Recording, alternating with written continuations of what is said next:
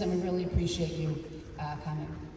My name is Kim Gillette. I am co-president of the PA along with Tiffany Roberts. Hi everyone, I'm Tiffany Roberts, co-president. And we'd like to just, our meeting actually should go pretty quickly, but we'd first like to introduce all of our board members. Oh yes, I guess we have to be official.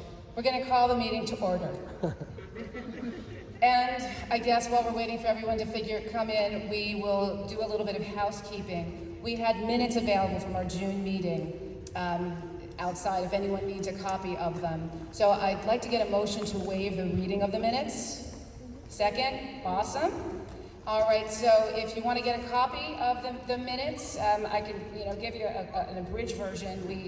We went over our audit report, we had a treasurer's report, we discussed our proposed budget, which was voted on, we discussed the college essay program that we did and planning for the summer, and basically said goodbye to all of our board members from last year who were graduating out. So that's basically what's in the minutes. If no one has an objection, can we have a motion to approve the minutes? Second? Awesome, everybody. Thank you. See, I told you we're going to go along quickly.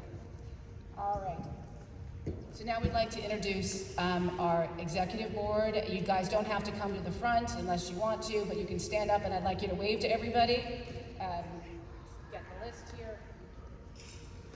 And it's up there. Oh, it is right there. Sorry. All right, so we have co-recording secretaries. Vito Labella is my husband and one of the co-recording secretaries. He's not here this evening, so I'd like to introduce Naeem. You're going to be seeing Naeem around for a while because he now has a second child at Brooklyn Tech. Could our treasurer, Ken Ho, please stand? Is Ken here? And Ken is graduating out along with me and Tiffany. So if we have any treasurers in the room, please see us. We have our assistant treasurer is Sue Mai. Sue, is it Mai? May? I'm so sorry. Sue, thank you. And then our co-corresponding secretaries, Jill is not here this evening. Christopher, are you here? Okay. They are people that, when you're sending emails, they help Tiffany and I answer a lot of the questions that go to the PA president's email. Then we have our co-VPs of fundraising. Nadej, are you here? Come on, stand up. And Teresa, please stand. Our co-VPs of communications. Sandy, are you here? Sandy does a lot of the work on Tech Talk. And then Amy Mack is her co-VP of communications. Amy, are you here? She's probably outside helping with the tables. And Amy's been doing a lot to update our website, so that keeps her very busy. Our co-VPs of events and volunteers. Leslie, are you here? Leslie's right there. And Monique. And these are the ladies that we'll mention a little bit more later, but their first job early in the year is dealing with the breakfasts and dinners with the principals. So if you have any questions about that, we can talk about it later. Our co-VPs of diversity and community engagement, Sharon and Iris. And our senior class vice president is Lorraine. Where are you? There's Lorraine. Junior class vice president, I've got a typo there, but it's Craig. Thanks, Craig. And our sophomore, we do have co-VPs for our sophomore class, and that's Lily Tang and Michael. Michael. And we've got everybody there. All right. So I guess we can talk a little bit about our committees and see if they have anything they'd like to talk about. As we said, communications, they send out, usually it's weekly unless there's holidays. We have the Tech Talk, can anyone tell me, have you read our Tech Talk that went out? Okay, more of you need to read it. because it'll have valuable dates, and it does have, you know, current information. So just give it a quick glance at least. And our PA website, as I said, that's a work in progress. Amy's doing a great job with that. Events and volunteers. Do you guys want to say anything about what's coming up with the breakfasts or dinners?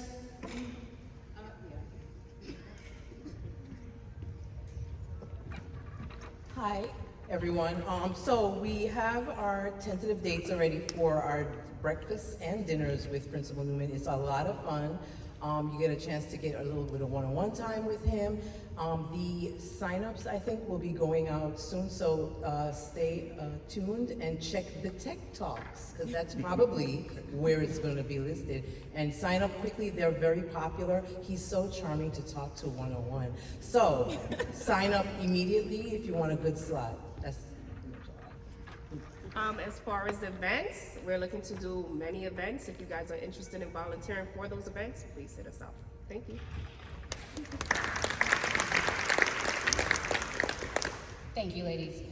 Diversity and community engagement, would you like to share some information about your big event that you've already got a date for?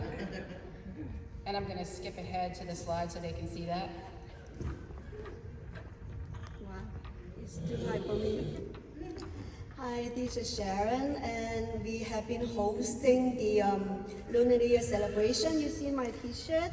So it was designed by a tech student. So we are going to send out the request, the announcement about the design, so all kids can participate. And the winner is going to get 2 free tickets, can join the event for free too. Okay. And in the past years, so we have about 500 guests join the event.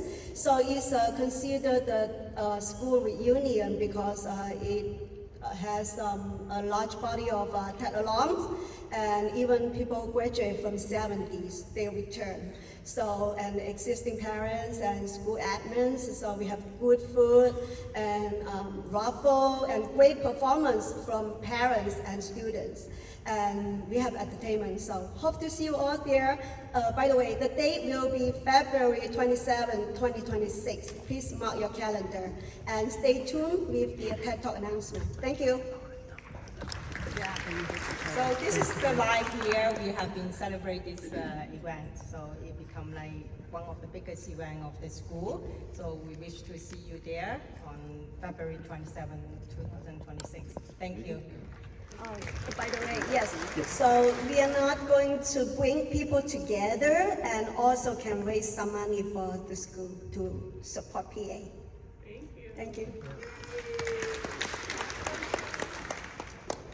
I want to introduce Nadej and Teresa to talk about the next event, big event of the year.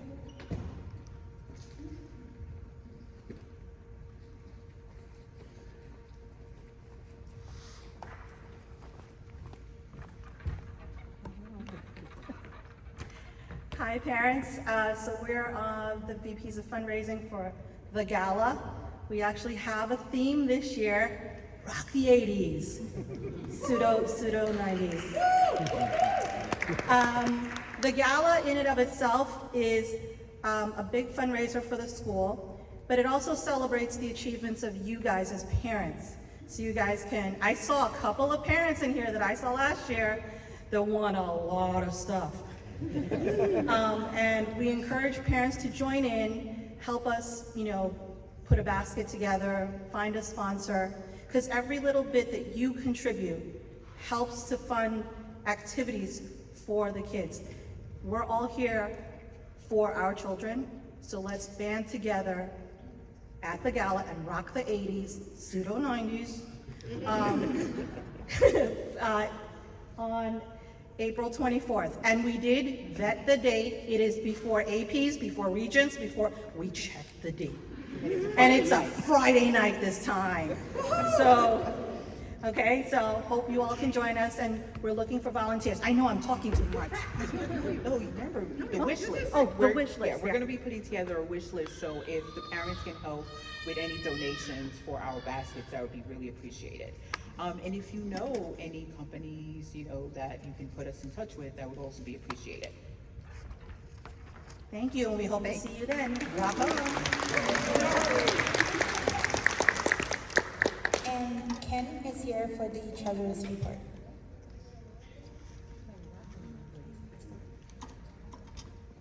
Thank you, ladies. And again, my name is Ken, and together with my partner in crime, Sue, we are the finance team of this wonderful PA. So if you have any finance-related questions, send us an email, and we will try to adjust them in a timely fashion. Okay. So I don't want to take up much of time. Kim and Tiffany told me I only have 5 minutes to go over what I have to say. So I just want to give you a quick overview of the budget that was approved in June, as well as an update on our year-to-date August spending, okay? So let me start from the left. You're gonna see the green bar with 413,000. That is our projected revenues for this current school year, and you see the different components making up that number: annual appeal, spring gala, Lunar New Year, merchandise, sponsorship, and interest. Okay.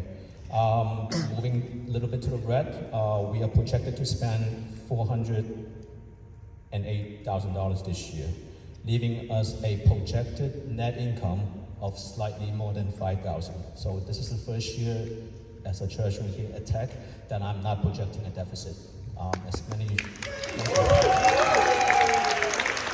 So for work, I don't deal with deficits, so it's kind of depressing to talk about deficits in PA, especially in Brooklyn Tech, in this fine organization. So anyway, we are projecting a net income of $5,000, okay? And you see the major spending components on the little box over there. We're gonna support the college essay program, classroom enrichment, clubs and teams, freshman orientation, graduation support, and teachers appreciation. And I just want to say a few words about one of the lines that we added this year. Throughout my time serving the PA treasurer, whether here or another school, unfortunately, sad situations come up, and for whatever reasons. So this year we have a dedicated line to help families in financial hardship. So we helped that in the past, but now we have a dedicated line, dedicated amount to respond to those situations. Okay, hopefully we don't have to use that, but if situation comes up, we are prepared. Okay, so those are the highlights for the budget. Let me move to the right, and our year-to-date July-August revenue reached $26,000, which is about 5% of our annual fund target. Our expenses was $51,000. Meaning includes college essay editing service to our seniors, freshman orientation, platform for our parent-teacher conference scheduling system, and plus constant contact so that the PA and the school can send you those lovely newsletters each week, each month, and every so often. So as of August, we are showing a deficit of about $24,000, and as of August, our cash position was $380,000. Okay. Sorry. So real quick, how do we compare it with other schools? Tech, it's an amazing institution, and I have here on the slide, on the top you're going to see 3 schools, no names, but I'll just mention that one of them is in Lower Manhattan. The other one is in Upper West Side, specializing in performance. And another one is in Northern Bronx. Later on tonight, you're going to hear one individual that's graduated from the school in the Northern Bronx. And last time I checked, I think he's doing pretty well in his life. I don't see him right now, but I'm sure he'll be here momentarily. Okay, so these are all specialized high schools comparable to Brooklyn Tech. So we are talking about cash, basically, and enrollment. As you can see, as I mentioned before, we have $380,000 sitting in the bank, but these 3 institutions, these 3 PAs, they all have cash in excess of $1 million. Actually, 2 of them, I think they're approaching 1.5. And I just want to say we have doubled the enrollment. They have about 3,000 kids. We have about 6,000. and we spend pretty much the same amount of money. So their cash reserve can comfortably cover the spending for the next year, next 2 years basically. But meanwhile, right now we are still looking for money to sponsor the activities that we need to do.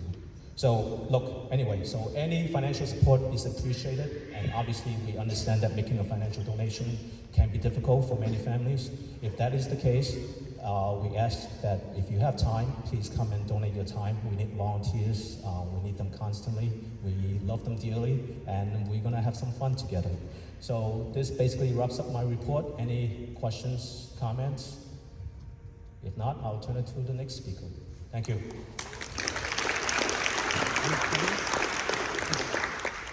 He's good, and in every Tech Talk, there's always going to be a link for you to make a donation. And before Ms. Massie is going to come up here in 2 seconds, I want to introduce Lorraine again, because Lorraine has been, as our senior rep, she deals with a program, and this is one of the places that your money goes. And I'm going to let Lorraine explain it for senior parents, any senior parents in the room tonight. Any of them have their children enrolled in the Letterly program, which we pay for to help kids. So I'm going to let Lorraine just give another, and then we're going to bring Ms. Massie on. Thank you, Kim. So sad to see how many hands raised for your children enrolled in this program. As Kim mentioned, this is sponsored by the PA. This is how your money donated, spending one of the small portion. So if you missed the last June first webinar, Letterly is holding another second webinar in September 22nd at 7 p.m. If you are already enrolled and you cannot make it, the video is going to be shared with the student. As of yesterday, we have total of 269 students enrolled. So which compared to last year, we have 400 students. So I would definitely encourage all of your kids trying to take advantage of this chance. I know college process, it's really stressful. Probably whoever is not able to attend tonight, probably is working on essay with their kids tonight. So hopefully this program is going to help alleviate your stress. At least one of the college essay up to 4 edits. Please do take advantage with it. And if I got a few parents saying that their child submitted the essay, but they did not get any comment.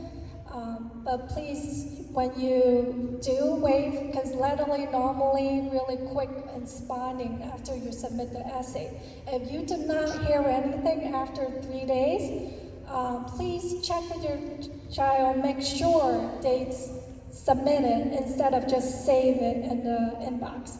Because if they just save it and not submitting it, Letterly is not getting the essay.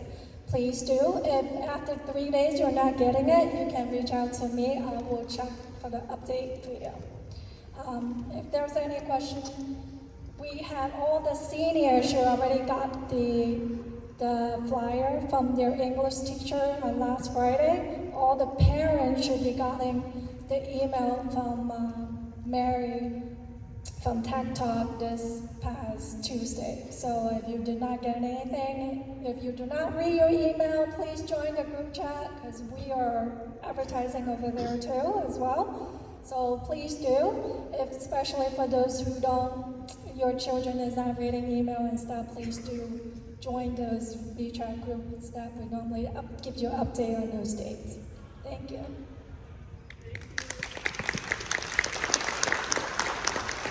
Thanks, Lorraine. And I just brought something to show you. For those of you who have freshman students, your children got these planners.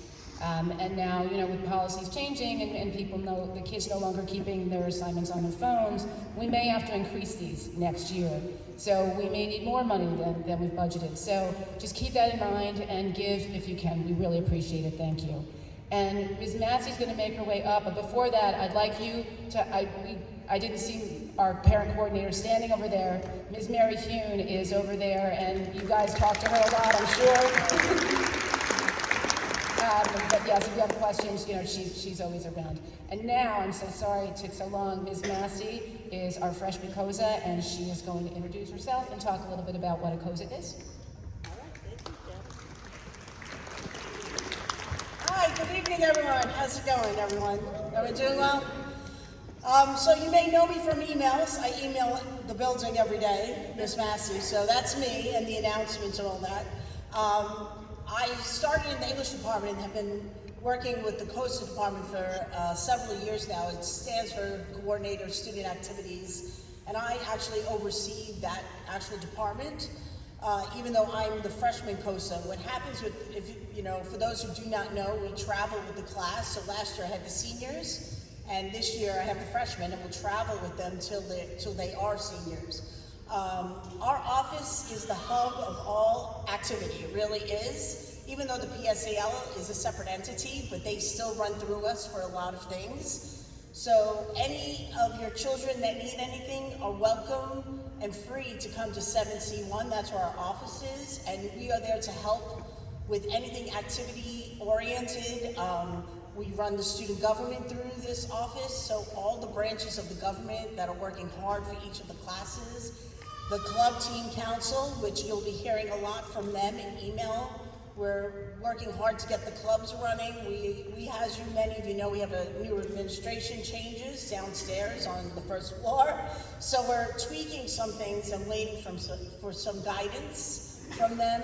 Mr. V, who is the advisor of CTC, has everything ready to go. So this should be going out, if not tomorrow, Monday for the clubs, because the clubs is a huge undertaking because we have 300 plus clubs. I think last year was 420 clubs, 420.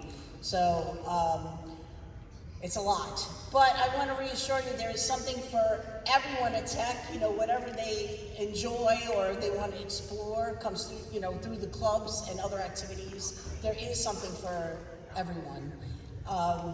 I'm very happy to be here tonight. I want to also say thank you to the parents because without your support and help, we couldn't do it without you, especially in this office, the COSA office. We always are very grateful and thankful for your help and understanding of what is needed to keep activities and special events for the COSA office alive. Like as an example, last year, we had, and some of you already know this, we had a senior breakfast for the first time. We tried to do it once before.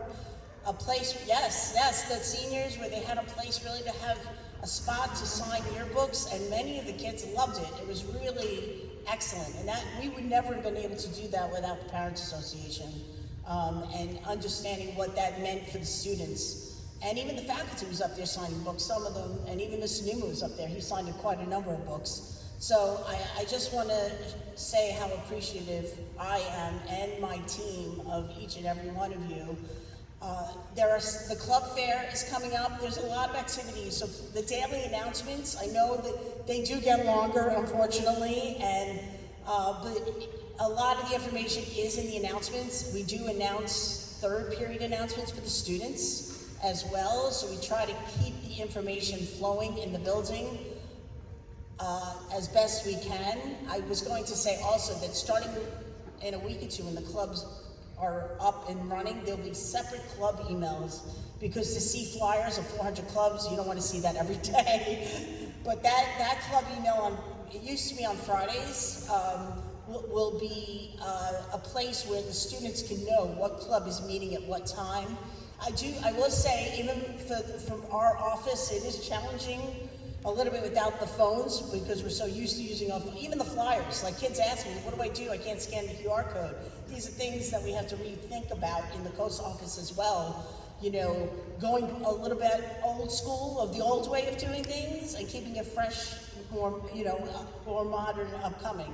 So, and I'm working on those things with the students and my team. So again, I just want to say thank you, and please, you can always reach out to me at any time. I try to respond to email as best and fast as possible. My email is cmassie@schools.nyc.gov. It's on your emails, but just in case. So thank you so much. I probably can ramble on. I don't want to waste and take up too much of your time, but please reach out to me with anything you need. Thank you so much and have a great evening.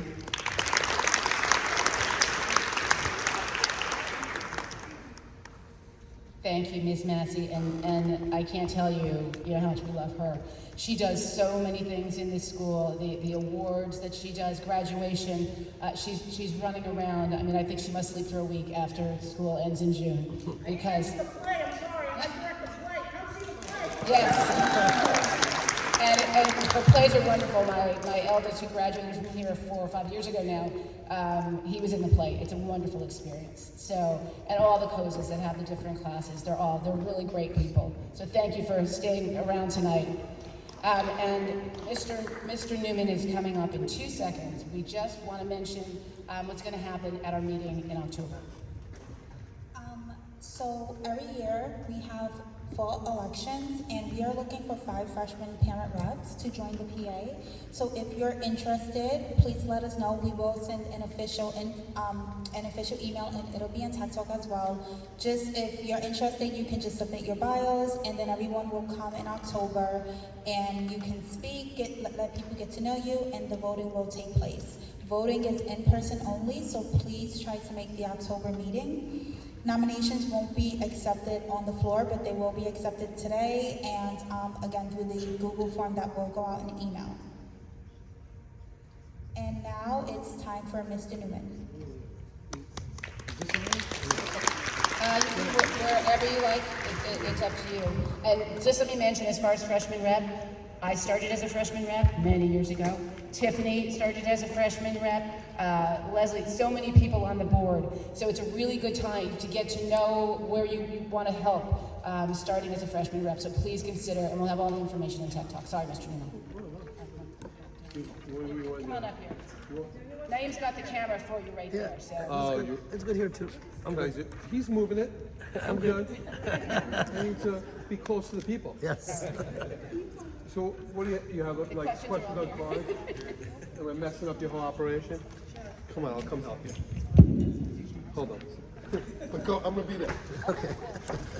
We killed it immensely. So what happens? So we have them on cards? 1,000 questions? All right, are you gonna read them all? All right, let's go down there. All right, come on. Naeem, adjust for us. Yes. Can you ask a question? I can't hear it. Look at that.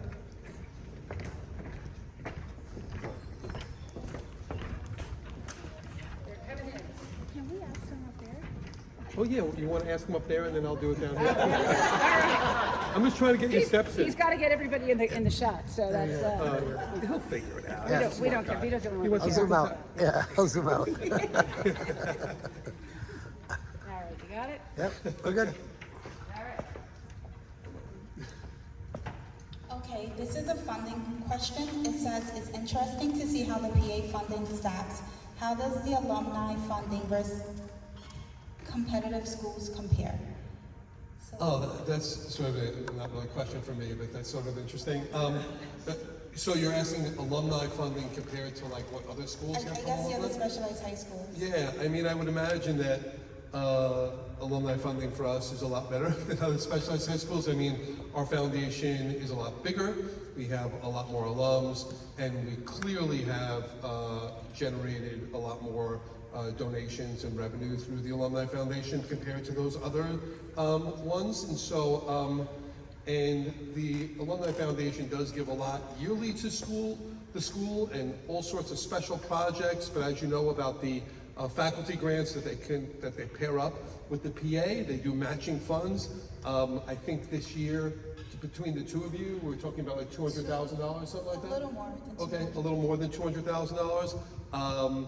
And I would imagine that is even more than, all the specialized high schools through their alumni foundations get.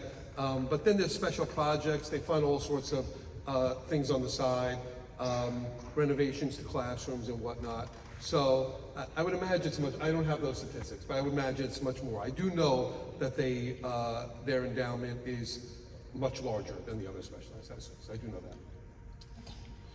How many times can a student meet with their advisors? And how do seniors get help with the essay? We just went over that. We have Letterly, that's a PA-sponsored initiative.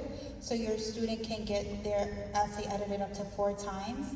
But in terms of how many times can they meet with their advisors? I mean, a couple things. What I wanted to point this out as well, that in English class in the junior year and towards the end of the year, it becomes a big, like, college essay writing workshop. And I was actually in classrooms today, English classrooms today for seniors, and they continue that in the fall for the first few weeks as well. So they're getting help in their class as well, so don't think they're not.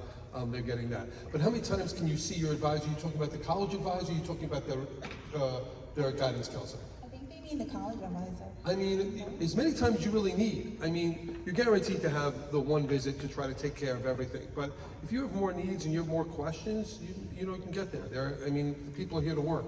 Obviously, there's only a limited number of people and a limited number of appointments they can set, but there's no real limit. They're not going to be like, well, you've already come 3 times, so you're not going to be able to make another appointment. It's not that. It's basically, you know, as needed.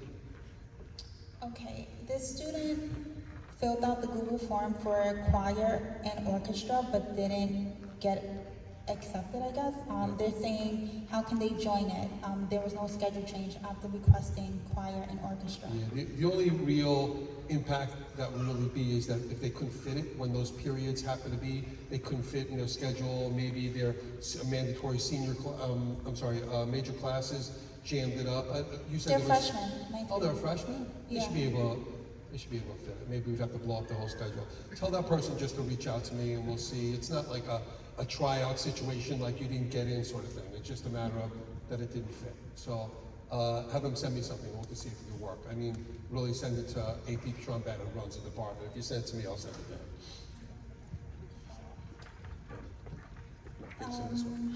What is the process for granting parents access to Google Classroom? Is there a support staff to help? Support. I mean, yeah, we can get you help. If you, Miss Samuels could probably help you with that. Getting it so that they just don't know how to log in. Is it? Oh, Mary's gonna help you with that. Go, Mary. Oh, hi. A lot of people say they've just been logged out of their Google Classroom. What I'm guessing is, you're not a freshman parent, right? No, I think that teachers just got rid of parents from their old classes, and in order to sign up with the new class, I believe you just email the teacher to get access. If I get any more information, I'll let you know, but there it is at the top of my auto response. If you haven't emailed me yet, please email me so you can see like a really long message. That was a much better answer. Hang out, Mary. Here, there's a chair. Maybe you can take half of this. This is another question. They said they emailed the AP for music, and they're still waiting for the string orchestra. Okay. If they want to email again, email Mr. Trombetta again, they can CC me, and I'll make sure that it gets attention. Okay. This is about the phone ban and homework. If the student's only free period is lunch and they need to do work, where can they go?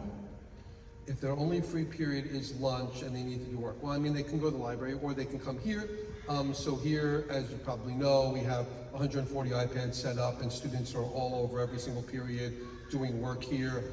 We added 100 iPads on top of the desktop computers in the library and on top of the the laptops that are in the library, so they can go those places. What they can't do is sit in the lunchroom the whole period and do work on a device, right? So they have to, you know, eat quickly and run out, or I guess forego on lunch, which I don't really want them to do. Or they could do homework at home. That could be a good thing. This is a follow-up question.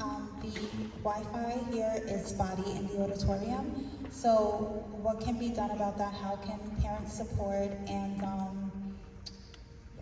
Yeah, I really don't think that the Wi-Fi is really spotty. What happened in the first couple of days is the first time we haven't opened up the iPads in a long time. So they're set to sort of update all the apps that they have and whatnot. So the first couple of times that they opened up the iPads, it literally started updating everything. And so it looked like they weren't getting a signal, but what it was doing was it was updating everything. So it wasn't but now everything's good. I mean, you go like a few months without opening up things. They haven't been opened up since June or May, and so that happened. So it's not really a Wi-Fi issue, it's just, it needed time to download. And sometimes everything, then they would open it up for like a 41-minute period, everything wouldn't download, and then they close it, and then the next kid would see it, and then it would happen again. So, but now we're good to go, so, yeah. Ninth grader asked, how do lockers get assigned? How are they used? Which classroom will students' lockers be in? And are there any lockers not in a classroom that students can use besides the gym? There's so many unwritten rules about lockers, and so first and foremost, I have to tell you, there are not 6,000 lockers in the building. There are probably, besides the physical education lockers, the lockers inside classrooms are probably around 4,000. So there is not enough for everybody. That being said, there has never been a student that's like, I want a locker and I don't have one. Usually you see the lockers are half utilized. A lot of kids simply don't use lockers. The real reason that kids probably don't use lockers is the lockers are all in classrooms. There are no lockers outside in the hallway, right? So if you want to go to your locker, you have to do it quickly between classes, 4 minutes, and get to your class, right? You can't obviously go to your locker while a teacher is teaching, right? So mostly people use lockers for the beginning of the day, they drop off their coat, and then at the end of the day, they go pick it up, right? This is not always convenient for kids based on where their classes are at the end of the day, at the beginning of the day, and a lot of kids opt not to use them, understandably so. But normally, students take lockers in their very first class of the day or their very last class of the day. So they get to their last class of the day, that's like the perfect situation. You run in to your last class, you throw your coat in there, and then it's sitting in your classroom waiting for you when you leave, right? And so that's sort of, but you just tell the teacher, they're like, okay, take that locker. It's very like informally done. There's not, they don't have to have these like maps and of where all the lockers are, because honestly they're not really all utilized. It's not like a race to see who can get a locker and whatnot. I think just because they happen to be in classrooms that kids just don't utilize them, you're not going to really be able to access them throughout the day. So it's really something just for coats. Your kids, ninth graders should know, and upper grade kids already know as well, that you don't need to be carrying all these big textbooks around, and we don't do that here. And so you don't need to drop them off in your locker and whatever. So, so as I said, normally your first period of the day, your last period of the day, you just ask the teacher, you grab it, you use your own lock, and that's it, right? Not a big deal. Do schedules change the second semester? A little bit, not much. Sophomores will see, there's already, 10th graders will already see a placeholder. If they don't have health right now, they have a placeholder in their schedule for health in the spring, and then they will get health in the spring. There are some classes and majors that switch from fall to spring, but most of your classes, same teacher, same period, same all year, right? That's pretty much, it's not uncommon to not get any changes whatsoever if you're not in 10th grade. And advisory. Freshmen and seniors have advisory in the fall, and sophomores and juniors in the spring. Yep. So right, and the other semester you won't have it. Yep. How long does it take for a freshman to get AP class change if the student took the class already in middle school? It seems like they took a class and they've been programmed for it again. So there's a little, I'm hearing a little problem here, and so students, how do I say this right? Students cannot get credit for an AP class in middle school, right? There are middle schools out there that are offering AP classes in middle school. They should not be. The College Board does not allow students to take AP classes in middle school. The only AP class you can take in middle school are world language APs. All the others, you should not be taking, right? And so that, I'm hearing that a couple middle schools are doing that. It's against academic policy. There's all sorts of wonky stuff going on. So I know this has become a bit of an issue, right? And then they're like, they don't have the proper credits for classes that they need to graduate. But they have an AP score that they took the College Board exam and got a 4, and think they're going to get credit for a class that it's not in their transcript. They don't have credit for. Furthermore, if you take these classes, forget about APs, other, Regents bearing class and whatnot in 7th grade, those credits don't count. And so I don't know, I'm not trying to blame this on middle schools, but I don't know what some middle schools are doing, offering all these classes when they're not supposed to be. And so, so I think that's what the issue is, that they don't have proper credit for the course that they need to graduate. And so we are making sure that you have the class that you need to graduate. And so, so this has become a bit of a pickle. And so, yeah. Can Fitbit be worn to track calories and steps? Fitbit's like I don't have a Fitbit. You can't go on the internet with it, right? It's like not really a smartwatch. So yeah, and like e-reader books that don't go on the internet or only go on the internet for the capability of downloading a book, that's okay as well. I've been doing walkthroughs and I've already been in, I don't know, about 60 classrooms in the last couple of days, and I'll be in at least half of the classrooms that exist by the end of next week. And I'm seeing all these retro things, and it's insane when kids are having Discmen, I'm not even kidding you. And they're bringing, iPods are coming back, and I saw one kid with before the disc, literally a Walkman, with tapes. And I still have tapes at home. I want to bring it in and see the kid who listen to my tapes. I made mixtapes. I'm very excited for that kid to listen to that. But they're really going retro, and that's fine. You can listen to music on an iPod and whatever. It's just you can't have a device. And you also, and I know this might be a question coming up, you cannot bring your own devices and utilize your own devices, right? So that's, because obviously they can go on the internet. Yeah. I guess since you're on the topic, one of the questions is, can they bring the DOE issued iPads and laptops that they got in middle school during COVID? The DOE issued, so they had them from years ago, back from the COVID times. Oh, that's an interesting wrinkle. Technically, yes. So if we're giving you an iPad here, that's a DOE issued iPad. It's the same as if it's your iPad. So that's okay. Okay, so then one of the questions is, how do you distinguish, making sure that the staff know that's the student's property and not the school's? That's interesting. They're gonna see that it's DOE, so that's gonna be fine. But then they're gonna want to take it, if you're in here at the end of the period, and you're gonna have to say it's yours. And that's gonna be interesting. Oh, they have answers. More people have answers. Yeah, what was that? Sticker. The little sticker. They have a label? Yeah.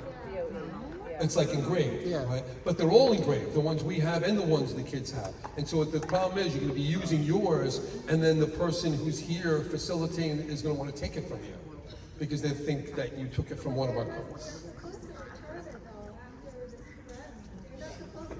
Yeah, they weren't supposed to keep it all those years ago. So many, COVID was so crazy. And make sure they give it back before they graduate. Yeah, I need those iPads.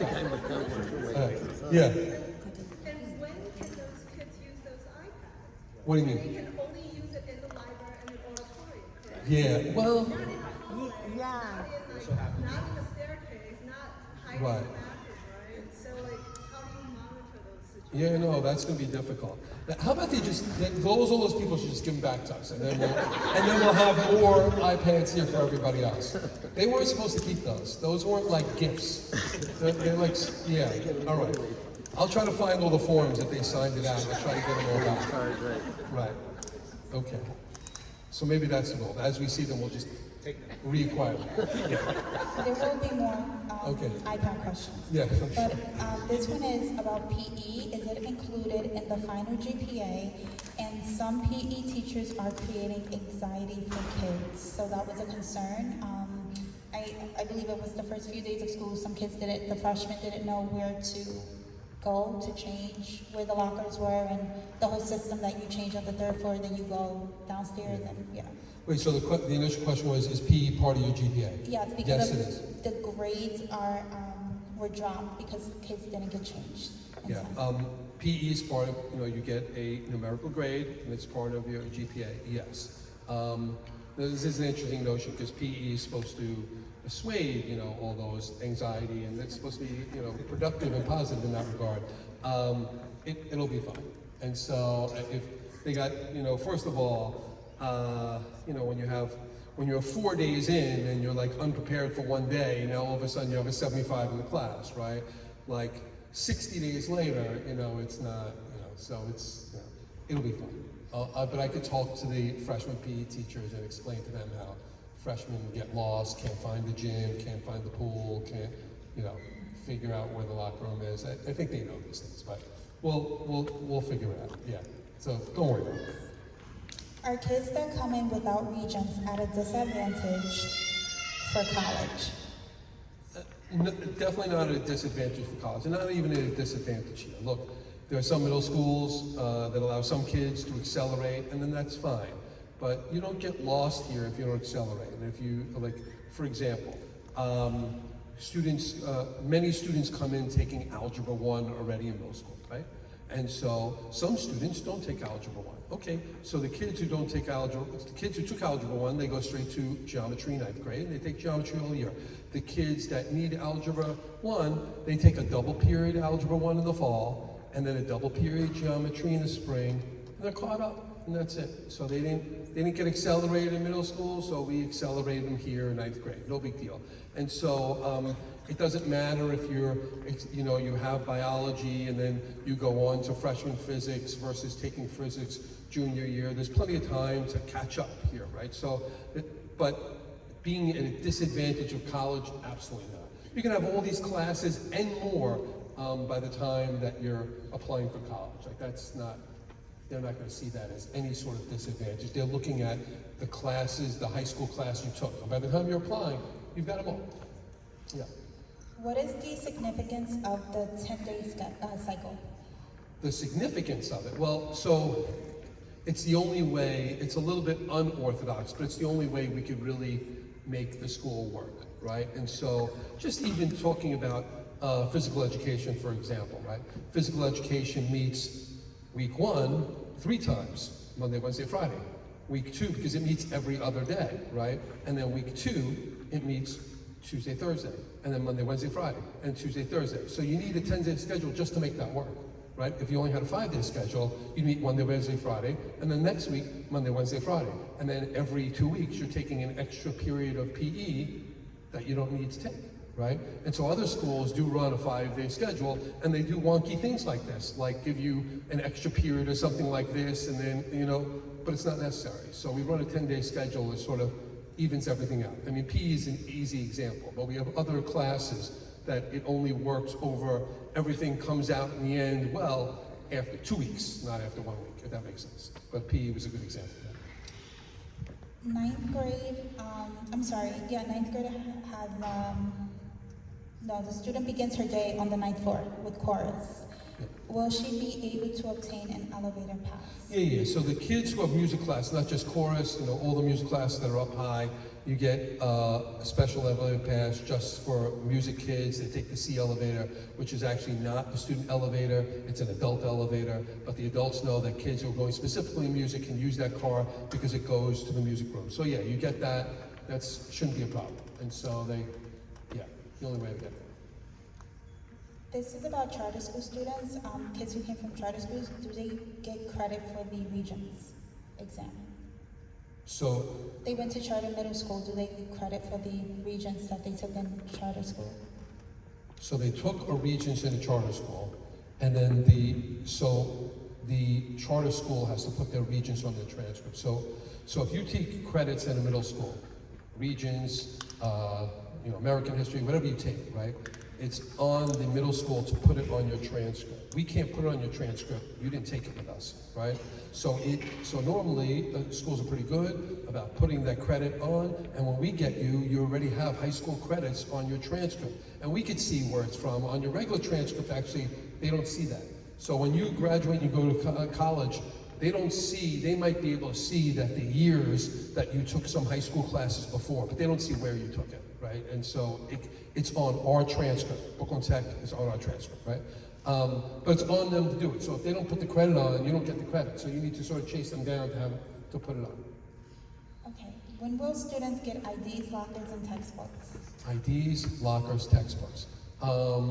Okay, lockers we already talked about, so they should get those. Usually, it's you advocate and you ask for a locker instead of a teacher saying, you know, a teacher might say, whoever wants a locker, just go and take them, right? But usually it's not totally assigned and managed by teachers. That's not what they do, right? And so you just grab one, slap a lock on it, and you're good to go. Textbooks, you know, I would imagine that you've already received textbooks in all of your courses, whether it's access to an online textbook, it's a physical textbook. Usually a course is not going to go a couple of weeks in and have a textbook and not give it to you yet. But I guess it's possible, maybe in the beginning the lessons don't work off, they're not using the textbook in the beginning, so they might give it to you later. It's depending on when you need the textbook, but you should probably have most of your textbooks. And what was the other question? There was another thing. IDs. Oh, so, you know, the upperclassmen obviously have their IDs, and we'll catch up and people who lost them over the summer and whatnot. Ninth graders, what we're trying to do with ninth graders is, so you have a picture, you upload it, you sent us a picture, and every one of those pictures we have to resize, we have to check if it's appropriate, right? But most of it's like resizing, moving it around to make sure if it's, oh, here we go, okay, all right. IDs are painfully being printed out one by one right this, not this minute, but an hour ago. One person is sitting there like this going, oh my God, another ID is being printed out. Some have pictures on them. If you don't have pictures, their students will be chased down for their pictures. Okay. So probably within the next 3 or 4 days you'll get your IDs, no guarantees, but soon. So the people who sent in pictures, they will have pictures. Yes. If you didn't send in one, it'll be blank. Yes. Okay, okay. Okay, so that's that. So soon, and we're obviously talking about ninth graders. And just to piggyback off of that about textbooks, one of the questions was why are teachers still giving online textbooks if the kids can't access them during school because of the cell phone ban? Right. Homework is called homework for a reason. I know students feel that they need to maximize every single minute of their day doing work, right? I don't know how healthy that is, to be honest with you, but maybe based on what they have going on the rest of the day, you know, it makes sense. But it also makes sense to continue a practice of using e-textbooks and thinking that people would do homework at home, right? Or on the train ride to school, on the way home, but not like every single minute, like in between classes. Yeah, I'm sorry, follow-up question. You don't like that. You,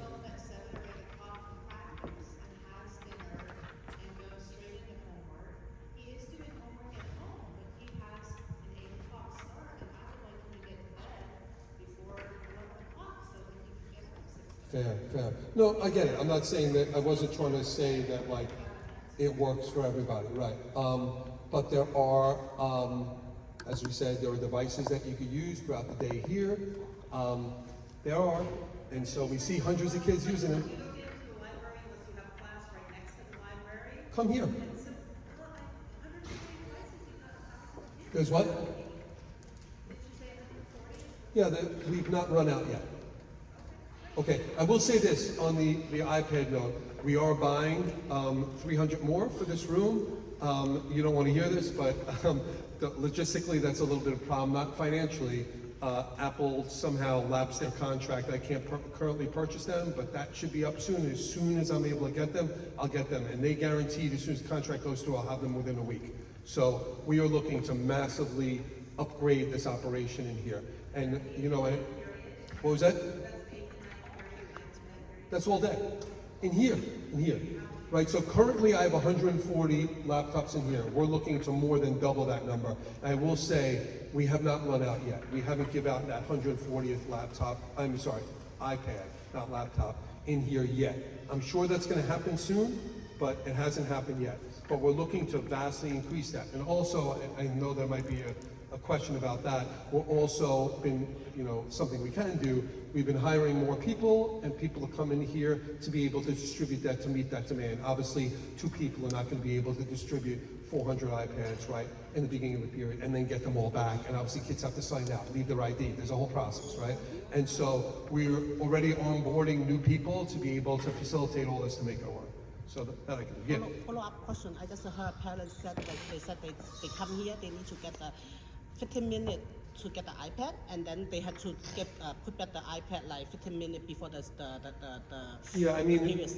yeah, I don't So know it about, it seems took them like- 15 minutes. I mean, I haven't seen a queue of 100 kids yet, but look, it can happen, and we're putting more people in here, and obviously they need to collect it before the period's over. You can't have everybody, 100 kids running out and all having iPads, and then the bell rings and they just like throwing the thing at you, right? So we have to have a process. So more people, it's gonna run more smoothly, even if after we add more iPads. So we're ramping up the situation.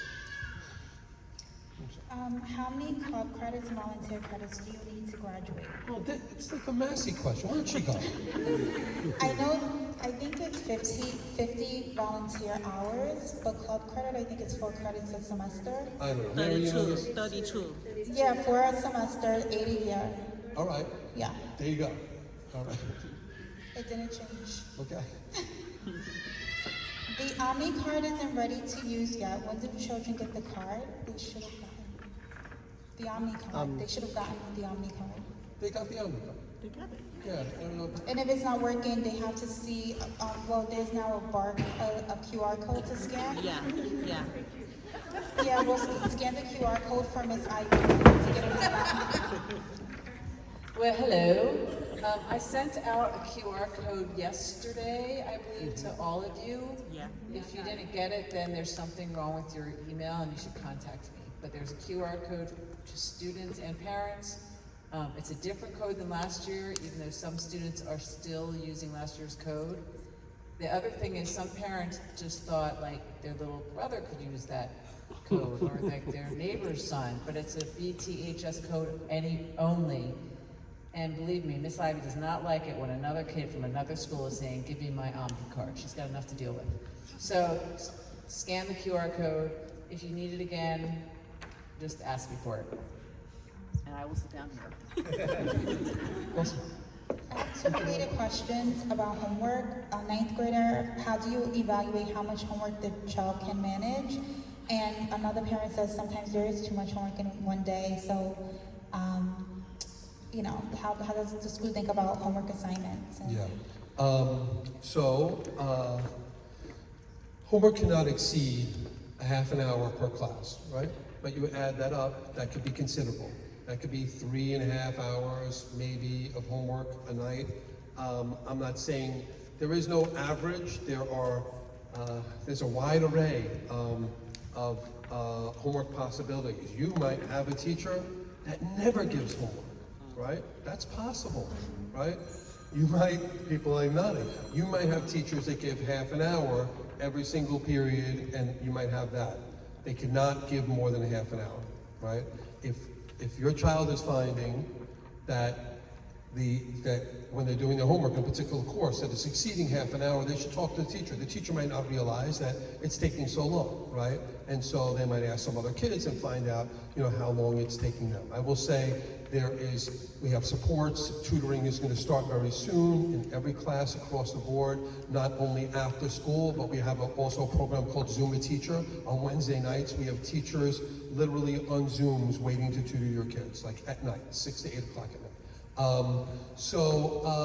don't know. I mean, it's hard to say. I mean, there are times in your child's career here that they'll seem to have a lot of homework, and then there'll times that seem to not have a lot of homework, and those times might be from the same teacher depending on time of the year, and those might be on different years depending on who their teacher is, right? But they should not have more than a half an hour per class. But if everyone gives you a half an hour per every single class, that could really add up. So that's But there'd be more homework for APs though, right? No. It's a half an hour for every class now. We used to have it that it was a half an hour for APs and 20 minutes for other classes. Right now, we just made a half an hour per every class, so APs can't do anything different. And we have a new policy this year that on vacations, no one can give homework. No one can give projects, no one can give papers, no one can give Took us like for 100 years to get that done. So that is new for this year, and the teachers surely know. If you find that they get, now you could get an assignment, 2 weeks before the break that might take a week long, right? And it's due 2 weeks after the break. That's not a vacation assignment. They give you a month to do that, right? And so, but I surely don't want to hear about somebody who gives an assignment a few days before the break and it's due a few days after the break, and they're like, oh, they had a few days cushion on each side. Like, I don't want people to be loosey-goosey with this new policy, right? There's vacations, or for vacations, they shouldn't have to bring textbooks or, or devices that they could use on vacation. And so, but, to have to do work when they're on a vacation, right? So yeah, but, beyond that, advisory will help students with executive functioning and time management and being able to sort of make this all work. But for some students, it's tight. I mean, you talked about your kids first starting homework at 8 o'clock, and they want to go to sleep at 11, and like you gotta really maximize everything out, right? If you're on and I'm not advocating for a sports team, but if you're on a sports team, like, you gotta really manage your time well, right? And so I don't love it that a lot of students are doing schoolwork, utilizing the train or the bus that they take here and home, but you gotta do what you gotta do, right? So, yeah. Students are using their phones at lunch by hiding them in calculator covers. How are you working to prevent that?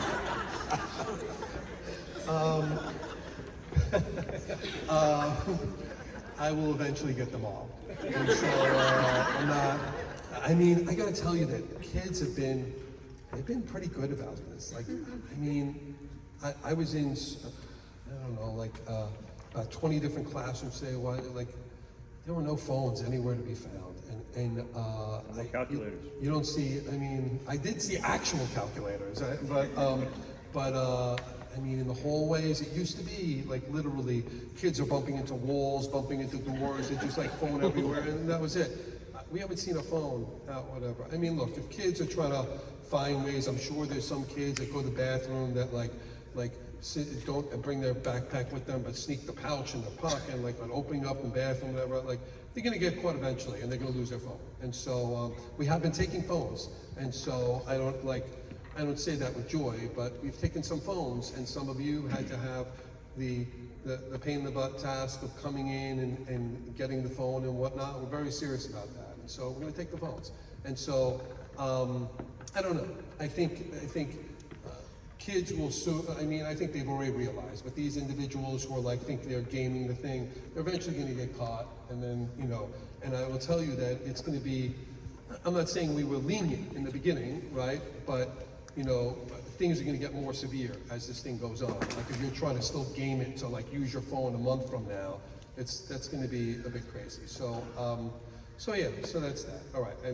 Good for them that they're trying to figure out ways around this, but I'm going to catch them all. So this is a follow-up to the phone policy. Is it any way to suggest teachers give some paper homework so that the students can do some assignments when they get free periods? Because this isn't just lunch, they said their child has free periods, and instead of everything being on Google Classroom. Yeah, I will say this, right? Your homework assignment might be in Google Classroom, but students must know that homework assignment when they leave class. It is part of our policy that a teacher must tell you exactly what the assignment is before you leave, right? So it has to be written on the board, displayed on the smartboard, whatever it is, right? So you know what the assignment is. You don't have to go to Google Classroom to see the assignment, right? I will say at least half of our classes still use and have always used actual physical textbooks. So unfortunately, if you want to do some work in physics or whatever, you're going to have to, I guess, lug in a physical textbook, but possibly not. In the library, we have multiple copies of every single textbook we use, right? So there's that. And so, I don't know. I forgot the other half of the question. I'm losing my mind. Did I answer? Yeah. Did I? There's a question about a student who ends 8th period. Can they bring their own laptop to do homework after 8th period? Are they allowed to use their own device 9th and 10th? And if they do leave the building, can they come back to do club activities after 10? Okay. Oh, and the thing I wanted to say about homework. Wait, what did I want to say about homework? Paper homework. Paper. Paper. That your homework is due, by the way. It is not due at night or like an 11:59 submission or anything like that. It is due, the earliest it can be due is 24 hours later. You need to get your assignment in your class, and you need to have your assignment due by the next time the class meets. right? So they can't have you, even in PE, right, that meets every other day. They can't have an assignment if they're gonna have an assignment due the next day when you're not in class. Has to be when you're in class. Minimum of 24 hours. Now you could give an assignment that is due 3 days later in class, but it's due in class. If there are teachers that are saying you must submit it at night, they are not allowed to do that. You need to let the AP know, and we will squash that immediately. They can have, oddly enough, they can have electronic submissions, but they can't make you submit at night. So the latest, I guess it has a problem with the 24-hour rule, but like the latest that the earliest that they can have submitted is electronically, I guess, like on your way to school, but it can't be due like that night. That can't happen. And you can't have it due at night 5 days later. It can't be due at night. It's due when class is in session. That's it. Absolutely. So if you have teachers that are violating this policy, you need to let the AP know. I'm sorry, I didn't answer that question, though. What was it? The answer is yes. Can they re-enter the building after 9? After 10. If you leave, so they're leaving to use their device outside the building, Yes. right? And then can they enter? After 10 for clubs. Yeah. Yeah. Oh, yeah. And plenty of kids do that. Plenty of kids go get food and they come back and sure. But can they bring their laptop and keep it in their backpack until their day is done at 8th period? No. They cannot have a personal laptop, even though their day is done. They cannot then come in here or somewhere else and use their personal laptop to go online. They need to leave the building. The day is over at 3:35, even though it's not over for you. No devices in the building before 3:35. But can they have their After you can. can they have their unopened laptop in their backpack for the whole day until they leave? Yeah, that's. Can you store? Can they store it to use after? Absolutely. So what Mary just said, and it was followed up here, is you have a personal laptop for some reason, you can store it in your backpack. It doesn't have to be in a pouch, it's not gonna fit in the pouch, right? And it just needs to be off and never used, and that's fine. It could be in your backpack. You need it for work, after school, you need it, whatever you go to, whatever it is, right? You can have it, but you cannot take it out, right? But if a teacher sees it, you're going through your backpack and they see a laptop in there, they're not gonna seize it. Like, you just need to leave it in there, right? Yeah. Oh, but after school, by the way, after school, you can use devices. After school. Kids at the football field and wants to call you, whatever, at 4 o'clock, they can do that. And if they can use their phones here after 3:30. Yep. Another club question, how many clubs can they take and how many credits per club? And do they need a different club each grade? Look, clubs are, the reason to go to clubs is not to accumulate club credit, right? I mean, you need to accumulate club credit. We're forcing you to get club credit because we find that clubs are good for you, right? They have you make friends, they make this huge place a bit smaller, right? And so that's why it's important. So we figure out a way to devise, to force kids to do something that's good for them, right? No one's ever not graduated for lack of club credits, right? Don't tell your kids that, right? But yeah, so that's that. But we want them to be in clubs all the time. We don't want them to load up in clubs 1 year and accumulate all these club credits and then not be in clubs the rest of the years, right? And so that's not what we're looking to do, right? And so, I mean, if you want to maximize your time, you could find, I don't know, 20 clubs that we once a month, and you could, like, every day of the month be in a different club. I think that would be a bit crazy, but I like the idea of students being in a lot of clubs because they really want to get involved, right? And they really want to meet other kids and do, like, fun stuff. I mean, being in 30 clubs or 20 clubs, I'm sure will get in the way of you, getting home at the proper time and doing your homework or not. I will tell you, like, clubs are all done by 5 o'clock, right? 5:30, Yeah, I mean, they don't get out so late, right? And so, so I think it's a good amount, to have a good amount of clubs, to be here a little bit, to make friends, right? It's a mistake, forget about credit. It's a mistake, especially as a 9th grader, your day ends at 2:50, or 3:35. It's a mistake every single day to walk out of the building and just go home, right? Maybe they're going home because they have friends in their neighborhood, they have friends from middle school or whatever, right? But that should wane after a while. I'm not saying to get rid of your friends that you grew up with, right? but you're gonna start making friends here, and you're gonna start wanting to hang out with friends here, and like that's a healthy thing to do. It's not so healthy to run out of here as soon as you can to go back home. I mean, maybe you have to, maybe you have a job, maybe like there's a million reasons why, you know, you might have to do that. But we find most students don't run out of here and become members of the community in ways outside, many ways outside of their classes, and that is beneficial. I will tell you this, it is impossible to go through this place alone, right? And so that is something I never want to see, right? You're gonna need support from friends in classes, in social aspects, and all sorts of things, right? And so, you know, if you find that your kid's running home all the time and not making friends, like, they need to do things to make that happen, right? So you could partner with us and force them into some clubs. They gotta like something. We have 400 clubs, so there's something for everybody. I know the clubs haven't really started meeting yet, but the club fair is amazing, and that'll all, you know, ramp up. So have just a little bit of patience, that'll be in a few weeks. Back to the cell phone. How many phones have been confiscated, and is the school or DOE worried about liability? For example, if it's confiscated and the parent doesn't pick it up that day, if something happens to the student on the way home? Oh, so you're not talking about liability when I take a phone, I step on it? That's not what you're talking about. Okay. I thought you were gonna ask how many times I've done that. So liability, wait, so In the terms kid, of if the phone is confiscated and Yeah. something happens to the student and they can't be tracked, or, you know, because the phone is in the school, the parent couldn't pick it up? they like get lost on the train because they don't have thea phone? If they get hurt, it says, for example, you're if they get kidnapped. hurt or they can't be tracked. The, I don't, air tag them. You know, I can't even tell you how many parents, and maybe some of you, so I'm not making fun of you by any means, how many parents wrote in to me as soon as this ban went into effect. I mean, literally like 100 parents like, can I air tag my kid? I'm like, you could put a chip in their neck. I don't like, they're your kid. Like, and so, yeah, air tag your kid. There you go. All right, that's my recommendation.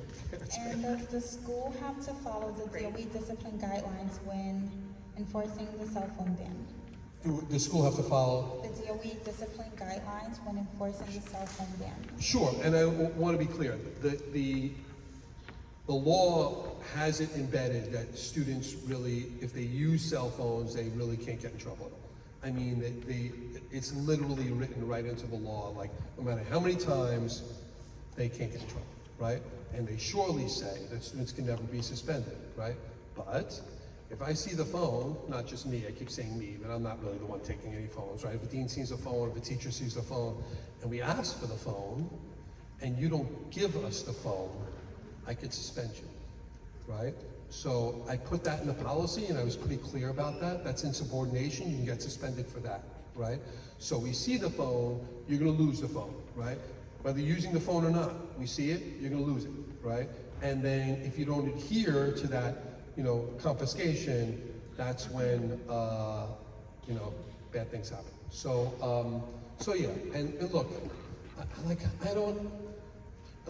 I gotta tell you, like, I don't know, I think, I mean, you have all these stories of calculators, whatever, like, from our perspective, it's so far so good. And like, we haven't had to take a lot of phones, and it is not that, I mean, I got 6,000 kids, so you have to put that in like perspective, right? But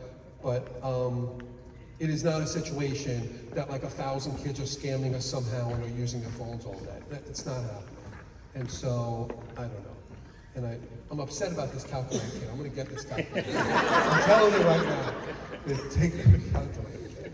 Anyway. And then I'm gonna take a picture of his phone in the calculator thing, and I'm gonna put it all over the website. Don't do this. And that kid's never getting his phone. Or his calculator.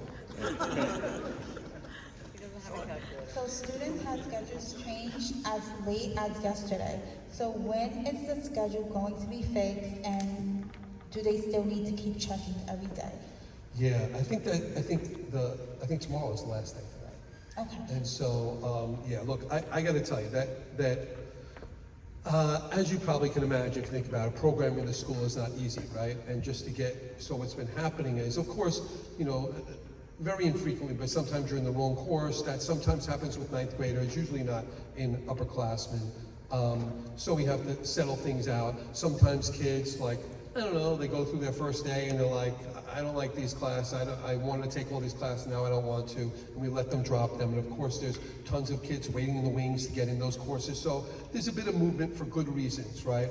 To get kids opportunity, or get kids out when they've maybe, you know, gotten a little bit over their head, right? And so, so there's that. But then there's equalizing, which is real, right? And so there are rules, whether you like it or not, how many students can be in every single classroom, right? And sometimes, like, things get pushed around a little bit and classes get a little bit oversized, and then we have to go by hand and make sure that they're not oversized. And so kids, you might not, don't feel like your kid was targeted for any reason. Kids are randomly chosen to come out. I mean, it's not so random. It's like usually the easiest sort of fix, right? So here's one kid that had like lunch 6th period, and they had this class that's oversized 7th period.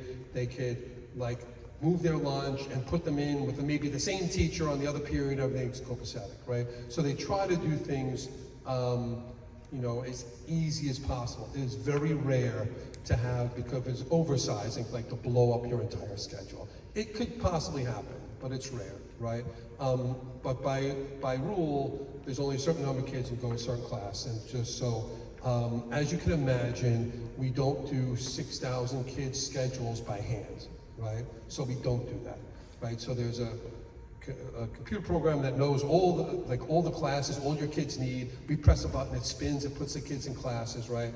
And then there's probably about 200 kids that we have to do by hand for whatever reason, whatever. But it does sometimes oversize, not a perfect system, and then we sort of have to eyeball it, make it work. And also because so many drops, right? And then so many adds, sometimes classes get oversized as things are coming and going, and then we figure it out when everything sort of calms down. So understand, I don't know, if you understand all that, I'm not making an excuse for things, but you know, that's what happens. I will tell you, after this whole period's over, you can't get your program changed. That's it, you're done for the year. And so that's that. I know there's plenty of people that are like, but I fell in love with my teachers that I had for 2 days, and I didn't want my schedule taken and whatnot. I don't know what to tell you about that. And so, so it has to happen, and you know, whatnot. I don't know. Anyway, yeah, I don't know. Somebody had a question? Maybe something? No? Yeah. Oh, yeah.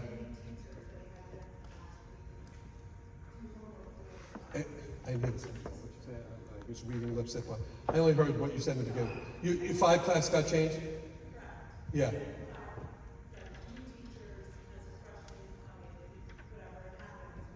Yeah, I mean, hopefully you like the new teachers. We have a lot of good teachers here.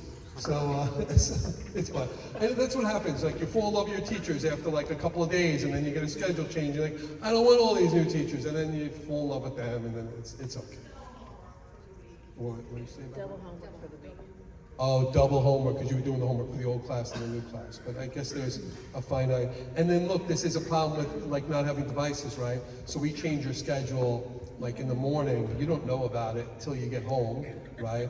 And then, you know, you go through all these classes, you did all this work, and then, you know, you might find, hopefully, you know, you're checking every single day, and that's sort of important, right? Unfortunately, there's so many changes. You know, we can't print them as we make them and like run to your class and let you know. I mean, there's a lot of changes. So we try the best to minimize that. Yeah. The second question was, does streams count in the GPA? Yes. Does it what count? Streams? The Yeah. answer is yes. Yeah. And The only classes that are pass-fail that don't count in your GPA are advisory and lab. That's it.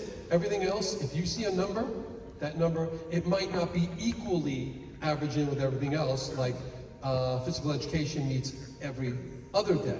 So it's half a credit, not a full credit. So it's not as much as physics that meets every day, if that makes sense. my son's language class was changed from French to Spanish. Can they change back? You know, so I don't know what the situation is there, and you ask for, I mean, it's pretty rare to ask for a language and get it, and then get a completely different language. I would assume this is a 9th grader. They just need to reach out to Assistant Principal Santiago Campbell. Should be squared away. Yeah, what? Oh, the guidance counselor, and not go to Christina? And the guidance counselor goes to Christina? Any program changes are going to the guidance counselor. Okay, thank you. All right. Okay, a student got accepted to the math team, then they dropped it off his schedule. Does he have to reapply next year? And when will the student, okay, no, we answered. Yeah, reapply next year. Yeah. Okay, but wait. What? And they can also join the math club. Right, got it. Can ninth grade parents make appointments with guidance counselors to discuss what they must take in ninth and 10th grade to select their target major? It doesn't matter. Yeah, I mean, it's a little early for that, but I want to say this. You can make an appointment, see your guidance counselor anytime, right? And talk about anything. I mean, there might be like, if you want to start talking about classes that you're going to take the following year in September to get a major 2 years away, then maybe like, hey, you know, like just slow your roll a little bit. But yeah, but don't think, you can make an appointment for, you know, to meet your counselor. It's a good idea to meet your counselor early on. What, you're not allowed to make appointments with counselor? No, they were talking about the parent making a Oh, a parent coming in to talk about class they might take a year later? And I think they mean, I don't know if they mean the tech majors, but your student can choose any major at tech. It's nothing they take in freshman or sophomore year is going to prevent them from a major. Yeah. Later on. And as far as major selection, how am I saying this? Less parents, more kids. Does that make more sense? Right? Okay. A guiding hand, but don't choose it for them. They got to sit in the classes, right? What APs are offered in 10th grade besides computer science, and what is the criteria to get in? Okay, that you could have a whole slew of, you could have AP seminar instead of English, and it counts as your English credit, right? You could take AP World History, what else can you Or take? AP Euro. What was that? Euro or World. Oh, yeah, I'm sorry, AP World or Euro. There's probably others that I'm thinking of, but the bottom, all the class you can opt to take at the end of the year, we have our course selection, we have a course selection fair, you go see representatives from all the courses, students and the teachers that teach the courses, and then you make your selections. Like it or not, usually it comes down to grades. Spaces in most classes are somewhat limited. I don't want you to think that they're like so hard to get into. For example, more than 50% of our 10th graders are in either AP Euro or AP World. So I don't want you to think it's like a very limited sort of thing. But it is, when push comes to shove, it does come down to grades. So, yeah. My son says lunch is cold by ninth period. Is there a way to fix this? Yeah. Okay. I'm not passing the buck when I say this. So food services, they don't work for me. They're completely independent. But I could pass on some information for them. It is not, if food is cold, it is not because we're running out of food. To be honest with you, what we're running out of, or we have a shortage of, is people, right? So the people to prepare the food, right? So as the day goes on, right, they're trying to keep ahead, and at some point they might like be underwater a little bit. Cold sandwiches are quicker to make, and they obviously want to get you something. And I will say, cold versus hot, same nutritional value, same, in that regard. But that's honestly what happens. And so they try to make it. Most days they do, some days they don't. A couple people call out sick, and that's what happens. They run a very tight ship there. I don't want to talk into their, I don't know. So, I mean, that's just the reality of the situation, maybe more of a reality than you wanted to hear, but that's just the reality. It's never a situation where we don't have enough food. We just don't have enough food preparers, and if a couple people are out, it's steamrolls throughout the day. So, that's the way it is. Yeah. What is the timeline for teachers to input grades in a timely manner? So teachers should be uploading, if you want to call it that, grades weekly, right? So the longest that you should wait is a week, right? I mean, maybe if their practice is that they update their grades every Friday and you take an exam on a Tuesday, maybe you could say like a week and a half or whatever if they don't get it done. But really it's supposed to be a week, right? And like we don't really have, we have a little bit of latitude like in an example that I just said, right? But not really more latitude than that. So they should be giving you feedback on assignments, on homeworks, on exams in a really timely fashion, a week timely fashion. What cannot happen is it's the end of the marking period and there's like 3 assignments in there and then all of a sudden 30 appear 2 days before the end of the marking period. Like that cannot happen, right? And all of a sudden you thought your kid had a 95 and they end up with a 75, right? That cannot happen, right? And so that's like an extreme, but the short answer is they get like a week to get things in, so they should be updating it grades regularly. Is there aggregated data on college acceptances, which colleges and how many students? Yeah, I think did we post this on the website? Not yet. I thought, okay, so we're gonna post, I think we're gonna post a simple list of all the colleges that kids went to last year, right? And look, it's a wide array. And I think we could also get statistics. I think you can go in and get statistics of percentages and numbers that get in, right? Like, but not based on acceptances, like. In overgrad, we can see how many applied and were accepted. How many of those were accepted? Oh, that's great. So you can see the acceptance rate and where they applied, and that's that. But you have to look up each school. Got it. So there it goes. But we are going to print a list of these are the top 50 schools that kids went to, and these are all the schools that kids went to last year and whatnot. And then that's great that you can see that like granular data in overgrad, so you can actually see acceptance rates. That's great.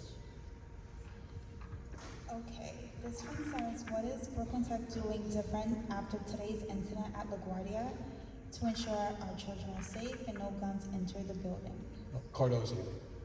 I don't know. That's Cardozo, what it says. yeah. So for those who didn't know, I mean, I only read about this, people heard about this, there was, it seemed to be a threat that somebody was gonna, I don't know, shoot up a school or something, whatever, and they did figure out what kid made the threat, and then they found that the kid had a gun. And so, and this is a not screened school, screened in the sense of, we don't have metal detectors, they don't have metal detectors. Cardozo, a wonderful school, one of the best in New York City, right? And so I don't know any more information than that. I'm sure there's more information that you could see, in the newspapers already online and whatnot.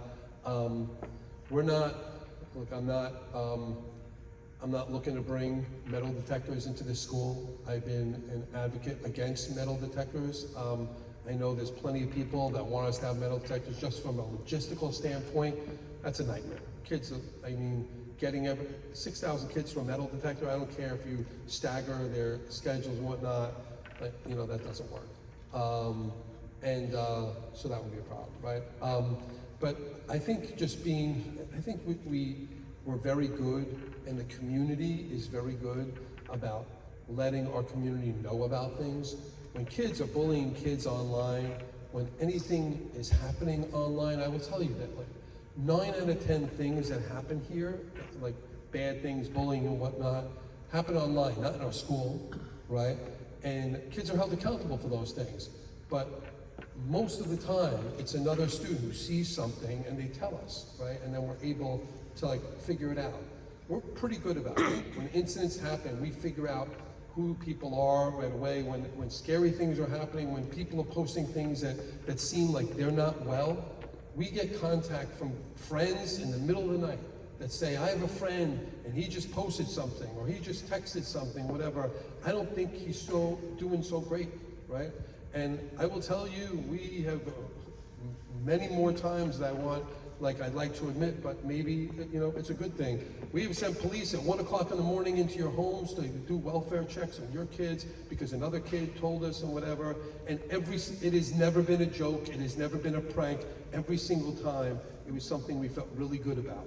And the outcome, we felt really, really good about, right? And so, so I think as a community, and what I'm really talking about is your kids, we're a pretty good community in that regard. And so, am I looking to bring metal detectors in here and be reactionary because something happened, unfortunately, in one of our schools in the city? I'm not looking to do that. And so, I'm not even going to say anything and knock on the wood because then that won't be good. But yeah, I don't think, look, if the city comes up with escalated safety plans based on what happened today, okay, so well be it. So far, we're doing okay in that. Okay. What, if any, guidance are teachers giving students to help them use AI as a learning tool rather than a path to learning loss? What resources are you providing to faculty and students? Yeah, look, and many of you know this already, right? AI is a wonderful tool. And we're looking, schools and educators are always slow to embrace these things for understandable reasons, right? When Google came out, you know, teachers like, this is the end of teaching as we know it. They don't need us for anything. They can look up every single thing in the world, right? It turned out that even though you can, we still need teachers, right? And so, so I think you get mired in this notion that like, AI is cheating, and you get like stuck in that hole for a while. You're like, no AI, it's cheating, and it's bad, and we gotta get rid of it. Like, but it's not something you get rid of, and it's an unbelievably wonderful tool. What you see, and we've given some training to teachers around this, but what you're starting to see is assignments with AI in mind. Not necessarily saying use AI on this, but some teachers are doing that, right? Encouraging them to use AI for certain, but being mindful that if you ask students to do a certain task, that they're probably going to use AI. So find a task that is beneficial, a good expenditure of their time, and is not something they could totally, you know, do on AI. And if they can, you know that, and that's part of, you know, the assessment, right? And you're embracing that. It's not you're cheating, right? And you're not running it through some detector to see if it's AI or not, because that's, you know, that doesn't work, right? I mean, my, you know, like, I have a colleague who doesn't write emails anymore. As a principal, he doesn't write emails anymore. AI writes all his emails, right? And he sends all of his, like, hundreds and hundreds of former emails that he wrote and loaded it up into the AI, right? And so he was like, you know, answer this email in like David Newman's voice when he's being passive aggressive, right? And then, and like, you know, and whatever, and like, and I've even like played around with this. I'm like, that's me. That's perfectly, you can never tell that that wasn't me. Like, that's just the right amount of passive aggressive for that. And so, but I'm not. Anyway, but, so I don't know. I mean, it's just like it's a new world, but it's not a new world. And so our teachers are on top of it. And look, they're not giving you, maybe kids feel that way sometimes, but they're not giving you work just to give you work. They're giving you work to do one of two things. Either help you prepare for the next day's lesson so you hit the ground running, right? We're going to talk about this in class, read a little bit about it so we could start, instead of here, we could start over here, and we all have like a common foundation, right? Or you learned something in class today, and we want to make sure that you understand it, and so we're giving it to reinforce that, right? So you're going to do 20 math examples of the type that you learned in class, and then I want to see them the next day and see, without me standing around, if you could get it right, like, and you could get it. So I know then, you got it, let's move on, right? Now, in that scenario, right, you could use AI to solve all of those math problems. You absolutely can, right? And in that regard, I would say, like, you're not doing yourself a service here. And so there's a little bit of that in education and kids as well. Like, I could get the need for, I get home at a certain time and I gotta get it done, and like I just do it. But then you're not getting any benefit out of it whatsoever. And so I would like to say that we don't give homework just to give homework. It's not about, you know, making you have grit and making you be able to endure through the weather storm of 4 hours a night of homework. That's not what it's about. It's about hitting the ground running at a higher level, and it's about reinforcing what we're doing. This place moves at a breakneck speed. And so these are the types, so during the day, at night, like, you have to keep moving along to be able to move along at a pace that we want. I mean, that's what kids come here for, right? And so honestly, I don't want to get all philosophical about this, but if you're like, if you are skirting through everything, right? Like, why'd you come here, right? And so, like, you're here for the special type of education we offer, and this is part of it, right? So, yeah. Hi, so that was actually my question, and I wasn't saying that AI is evil. So I am an educational technologist at NYU, and I am part of a teaching and learning AI working group. And we hear a lot from students, and a lot of the students are first-year students, so we're kind of like on the other end of high schoolers. And what we hear from them is that they're using it, and a lot of them use it in wonderful ways that promote learning. But they also use it in ways that promote learning loss, right? And so that's the reality of the situation. So in addition to that, we also learned that they want guidance from teachers and they're not getting it. So my question to you is, what conversations are you having with the students? What conversations are the faculty having with the students? Because we're all talking about it, right? But like, what conversations are happening in the classroom? What conversations are happening between teachers? And what actual resources are you providing your teachers and the students? Like, intentionally. Let's not just assume, right, that students are using it in a way that's promoting their learning. Let's not assume that teachers are using it or are assigning homework in a way that's going to promote any kind of AI use in a way that's going to promote learning. Like, what is happening specifically and intentionally at Berkeley County? Yeah, a few things. One, first and foremost, I think on one of our faculty meeting days, I think you need to come in and talk to my teachers a little bit. I think that would be great. I'm not kidding. And so,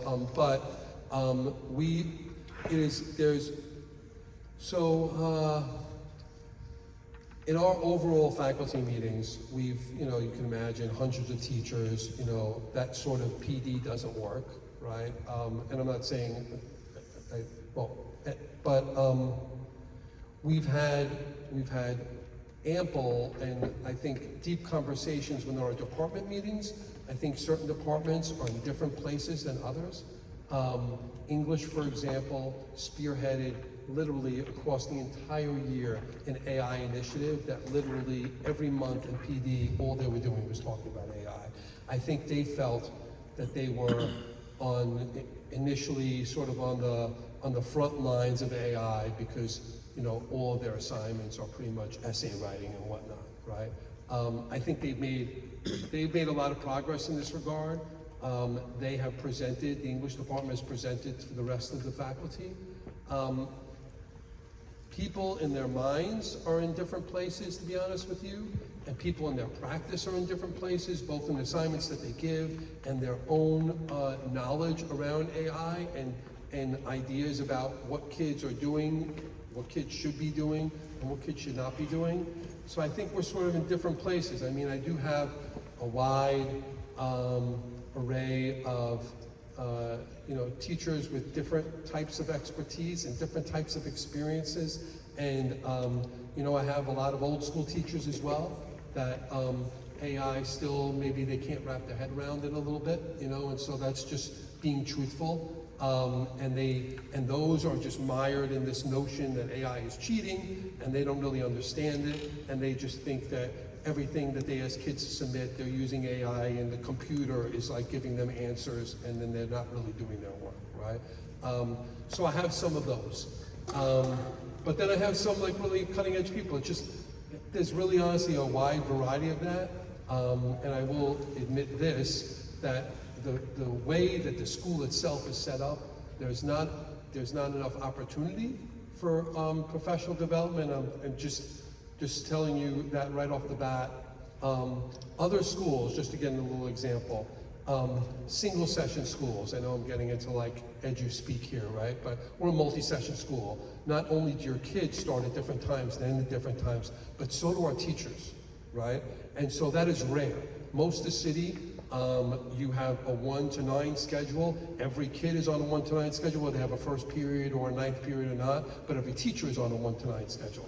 When you have why do I bring this all up? When I have a single session school, every single Monday they have a shortened day and they have PD every single Monday, right, for their teachers. There is a massive amount of work that you could do 1 hour a week with your whole staff every single week. Multi-session schools are not allowed to do that for some reason, right? And so we get PD, so everybody else gets PD an hour every single week with their teachers, right? And we get PD on Election Day, on Chancellor Day in January, and Anniversary Day, what used to be Brooklyn Queens Day, in June. Now, all the other schools get these 3 days also, right? But they get an hour per week. we get 3 days of PD, right?